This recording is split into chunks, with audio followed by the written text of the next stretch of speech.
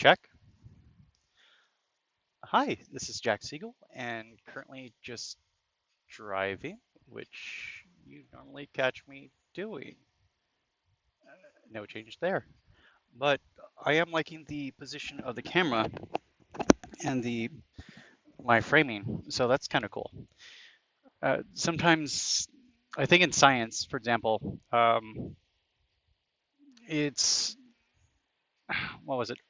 Preparation meets opportunity, and so the idea is, hey, that's pretty cool. And so just a random angling like this, when you're paying attention, can be used later for improvements. I think there's multiple stories of where mishaps, accidents, which became fortuitous, but that was only the case when people actually knew what was going on. For example, the discovery of penicillin was because someone, I think, forgot to put the um, tops or coverings on top of petri dishes that were being used to culture bacteria. And the thing is that mold ended up growing on those petri dishes. And the thing is that, the experiment itself was ruined technically. Well, no, it was ruined, no air quotes.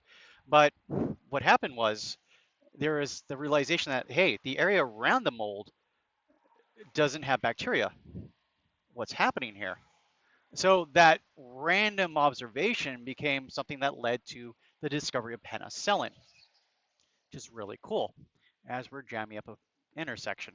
So the thing is that as we go through life, as we're trying to advance, there's going to be moments where if you focus on the essence of what you're trying to do, you're going to find opportunities and things that work themselves in and become better than your original plan.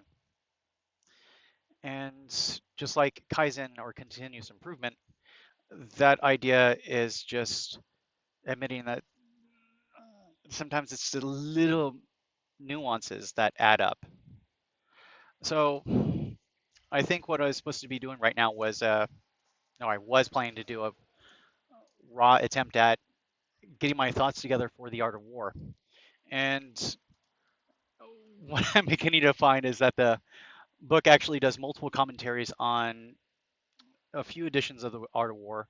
It does reference it constantly throughout the book, but they've also brought together other people. Now, it's other old texts, so it's really cool. It's making me want to look at the I Ching or some of the other old historical documents that they're looking at and maybe look at the original text that they're going off of in terms of without their commentary and sitting down and mulling it. But one key observation that was coming to mind is that I think somewhere they mentioned that we're being trained in skills and techniques, but not character development. And then there's the idea of developing character, as in who we are. Now, if we become people that act a certain way because we are, that's better than memorizing a bunch of techniques. Sorry, I'm also realizing that when I breathe, sometimes the sound gets interfered with. So again, ideally in 10 years from today, it's going to be much more structured, much more professional. And, if you watch the raw footage for the Art of War before, and I think one person or a few people may have gone through the entire thing, which is really cool. So thank you. And hopefully it will, there's no hoping. Do you have processes in place to make things better? So things will get better. However, if you appreciate the wandering around, we'll see if we can keep that element in as well. But the thing is that when I was watching it originally, I was like, wow, I'm still using filler words and I sound pretty shaky. And that's going to happen when there's a lack of confidence and perhaps also distraction, because death is not my first idea of a good time.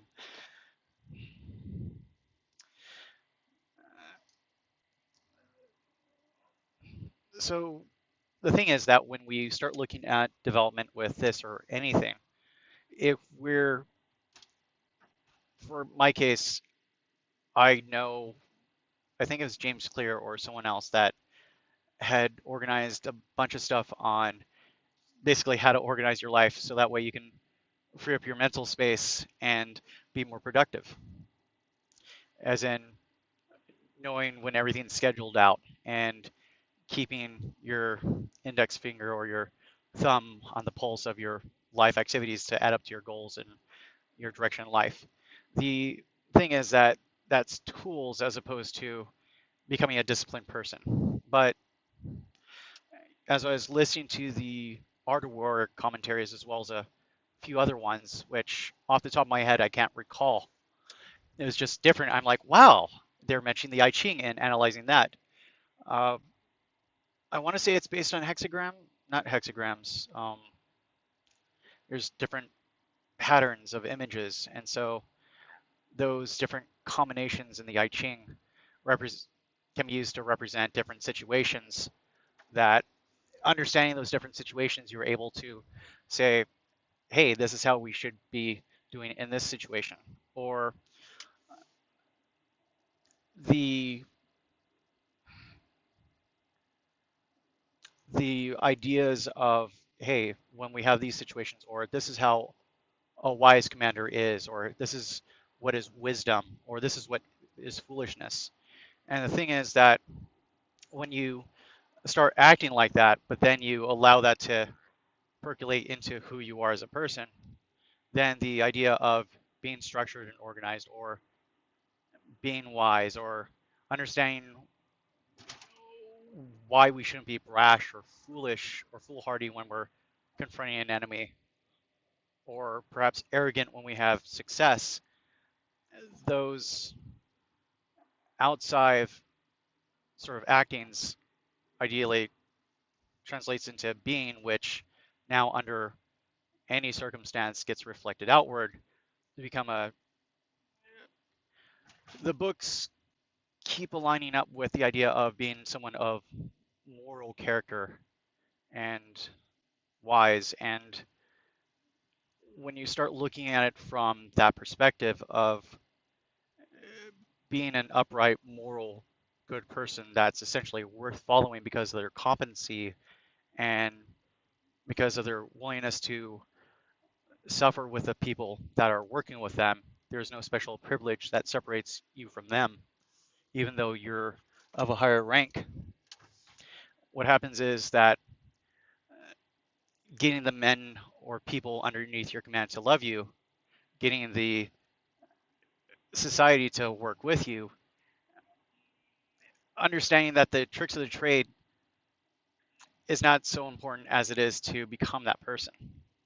And that was a pretty cool observation. So, coming back to away from the battlefield, the thing is that that's character, which I don't know why subliminates falls under this discussion point, but that can animate the rest of your organization. The thing is, if something as simple as being a tough but fair person, where you have the rewards and punishments meted out to everyone equally, there is no bias. Even though you like someone, you'll fire them if they do something that's worthy of firing.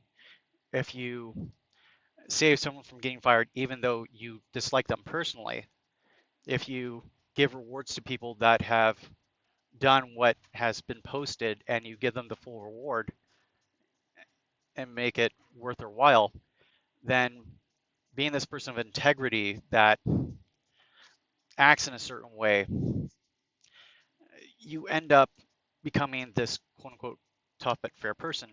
Your character, your being now gets everyone to follow you because they know what to expect.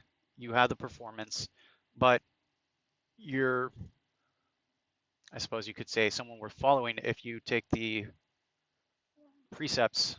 Sorry, it's one of those moments when words in my head, and half the time I'm like, is that the right word? So when I go over these clips, I'm like, let me look this up. Like disparate, DISPARATE, which I might have just misspelled. But the idea of completely different categories and ideas, I'm like, oh, that's what it meant. Because sometimes I'll use it more off the fly as opposed to a real grasp on it sometimes. And it's weird but interesting. Most of the time, it turns out to be right. It's not saying to just fire from the hip with random words, but sometimes your subconscious, if you've studied enough or if you're just allowed to roll, does some interesting stuff. Apparently, being able to have a full conversation while driving, for instance. Whether or not I get killed, the thing is that, if nothing else, as you reflect on these books, the commentaries, it's fun. It's something that would be worth sitting down and looking through. I think I want to say Zhuang Li. I'm listening to it. I actually purchased the book from, I believe, Amazon, and it's coming in a little bit, and it'll be fun to go through everything. And just like the Bible, there's it's one thing to hear it and maybe be able to, when you hear the words come up, but it's a different thing entirely to let the Bible, for example, develop your character or who you are, not just as a, because there's all these historical references that you could look at, or all this information you can look at in the Bible, or Sun Tzu in the Art of War, or the different military treaties that they're referencing. But then it's understanding it and truly saying, like, hey, let's look at these in depth and see how these connect. Make the knowledge your own, so that way you can move forward with it. In this case, the idea of asking what is a fair person, looking first at what the actions are, and then allowing that to percolate into being, whether it's with Corinthians love from the Bible, love being patient, love, I believe, trusting in all things, and that's worth noting, and writing down and looking and studying it. If I want to be a more loving person based on the ideas in Christianity, or if I want to be a more loving Christian. Or what is a character of a godly person, looking at Galatians, or the fruits of the Spirit, for instance. The, contrasting between I think from 519 to 521, it discusses, and Galatians, it discusses the opposite, and then of the fruits of the Spirit, I suppose you could say less of the flesh or something. But then it discusses in 522 and I think 523 what a godly person bearing fruit would look like. And so again, it's focusing on developing the character.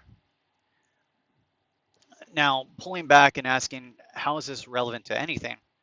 The thing is that for anyone that's paying attention, if you're a stand-up person that everyone loves you and you're tough but fair and you are productive and that you appear wise, the thing is that when you start reading through that set of treaties, you start seeing, just like in any sort of biography or autobiographical works, you start seeing how other people walked it out, not just the theoretical, but you see parts of their lives. So I think one person, he was a really stand-up person, but I think he had to leave the military because of some trust issues, and the court where he was working at was just falling down over time. And so he just pulled out of it. But because of his renown and how he was as an individual when he was creating policies and his actions that impacted the nation in a positive way, he ended up obtaining a lot of followers without actually trying to advertise that. So if you're something like that person, that might make you think about developing character and being.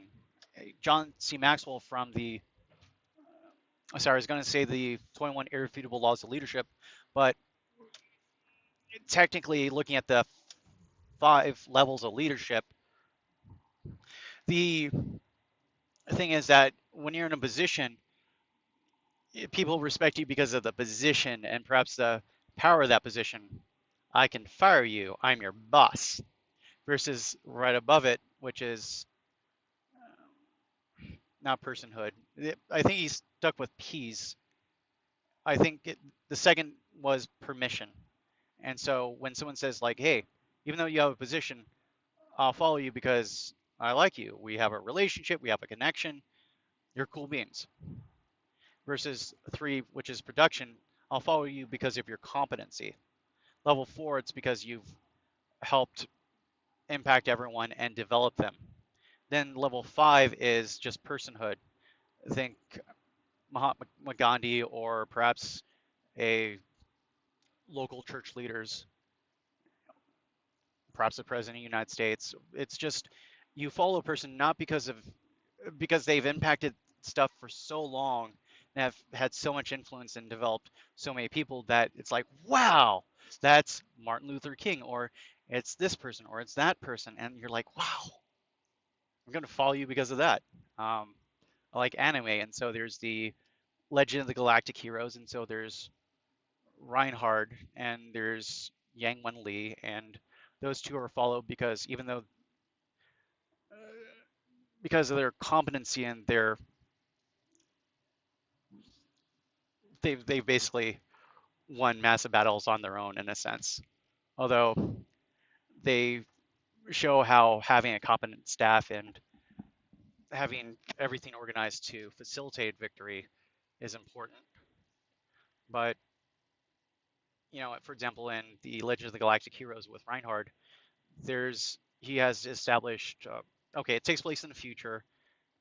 I think about not 1,000 years, maybe 700 or 800 years in the future, and humanity has left Earth. They've colonized a certain part of the galaxy, and this part of the galaxy is separated by an impenetrable wall that's only connected by 2 different corridors. And the thing is that during this 150-year long conflict, Yang and Reinhard end up growing and succeeding in this seemingly nonstop war. And as they directly and indirectly affect each other's plans, they end up developing renown and adding more to their not repertoire, their not pedigree. They keep adding on to their list of successes and their accomplishments. So Reinhard, for example, is followed because he not only is a brilliant general, and so he's followed by his men, but because he's gotten to a position where he's basically seized power and become a dictator. But because of the policies he's established with the people, the aristocratic government and the way that things were being done before, he applied land reform and taxation reform and helped empower the people. So now everyone's with him. And so that sort of competent person growing and developing. And if you've seen the series, I don't know enough to be able to say one thing or another insofar as, as an aside, there was a trainer in a office and they were doing like sales, and I was listening to him, and the first time I was listening to him, I was like, man, this guy doesn't really know anything, but he's really funny. And he was teaching a sales force. And then I listened to a bunch of different books on leadership and sales and development. And then I went and listened to him the second time. I'm like, I know what book you took that from. And so the thing is that the more you learn and develop and grow through experience, through study, the more you can see the nuance and minutia and the depth in things. I think in the Bible there's the line, deep calls to deep, or perhaps that you can identify that. So with Legend of the Galactic Heroes, you can see references to the art of war or Machiavelli's The Prince, which seems to be represented by Oberstein, one of the characters in there. But the thing is that essentially, aside from a few, perhaps, I think the term's unscrupulous, which means that you aren't really acting morally or ethically, but what's in your best interest. Reinhardt has done some unscrupulous actions that have been hidden. But the thing is that for the most part, he's a pretty awesome person that happens to be a dictator. And so everyone follows him, but also loves him. And so Yang Wen Li is not necessarily charismatic, but he is a war hero that keeps winning victories. But he's respectable, at least for me, because he's like the person that's having honor and rank and responsibility foisted upon him. But he's like, I just want to be a historian, people. Let me just get my pension and get out. And most of the time that he's fighting and doing stuff is not necessarily out of patriotic pride so much as just his essence is something that needs to be done and to also get his pension. But he's a defender of democracy at the root core of everything and defender of people and their rights. And so in a different, quieter sense, he's a really likable person. Sorry, I was going to mention that one of the tenets that he fights by is you only fight a battle when you know you're going to win. And the thing is that when you do that and you withdraw when you're not going to win, you may seem cowardly. But the thing is that if it spares the lives of your men and your resources to allow you to get into a position where you are stronger and you can exploit enemies' weaknesses and the situation for your advantage, and so you win with an overwhelming force, or as they say, a ton against an ounce, which is an expression of that's the sort of lopsidedness that you want in a theater of battle. If you're going to do anything, might as well win with overwhelming force so you can reduce your own losses, exasperate theirs if you have to get down to a point of conflict. But again, the ideal is where you get the nation intact and you can utilize all those resources for yourself for further expansion later. Interesting society times. Sorry, the Warring States period had a lot of destruction. And so again, that thought process where winning without fighting made more sense, because eventually if you're foolhardy and you are a person that's aggressive because of your victories, even though your state may be prosperous and large and be able to do that at the initial outset, if you're not necessarily bloodthirsty, but I believe the text used a different term, you attack and you keep attacking. And the thing is that you end up burning yourself out and stuffing yourself out because your treasury's depleted, your troops are exhausted, and now someone else can take advantage of that if you're not too careful. So I suppose aside from understanding that, knowing your situation and what to do, or knowing what to do in certain situations. I had something there. The thing is that developing that character, looking at certain things, will ideally come back, understanding the tactics, the strategy, the why behind the what, helps to create people that can be those wise rulers or those excelling managers or those successful entrepreneurs. Not just the technical aspects, but the personal aspects that help to move an organization. Now, if you want to equate it to warfare, how do we take a simple idea and make it amazing? And so that takes you can steal someone else's experience or that requires a team, but then that coherence of the team is based on the leaders and people interacting in such a way that it facilitates that idea's growth. Sorry, I was going to reference Apple. Steve Wozniak. I'm butchering that guy's name.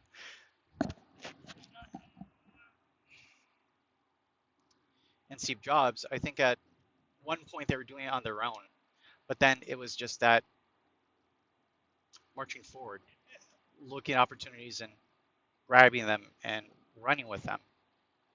But then Steve Jobs had his own uh, what clash with people, and he had his own way of doing things, and that grated with people. But because they had excellent people overall in the organization, that that part of his personality that was the best in him was able to push everyone forward. The worst of him was mitigated by the team around him, and they were able to achieve results. I think having competent teams around you is good because, for example, Apple, after Steve Jobs died, it's still around and seems to be succeeding. Now, that can be argued, but the people that were brought in, the development of products and product lines, and just their philosophy seems to have carried it forward quite a bit after the founder's death, which is a test of how well was the organization developed. I think John C. Maxwell would reference such as not legacy development, that there might be different terms, but the idea of legacy. So do you leave stuff behind that will continue forward, or once you're gone, will it just go back to square one? His first church assignment, he had done a lot and grew everything, but once he left, since there was no transitional development or no other things in place to help keep things going, the gains that he made in the position were only temporary in the larger scheme of things.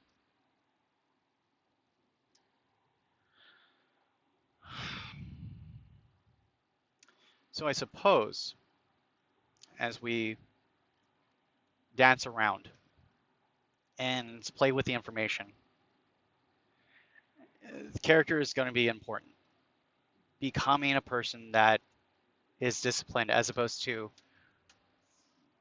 let's set our alarm clocks for a certain time and go. But that's only a practical expedient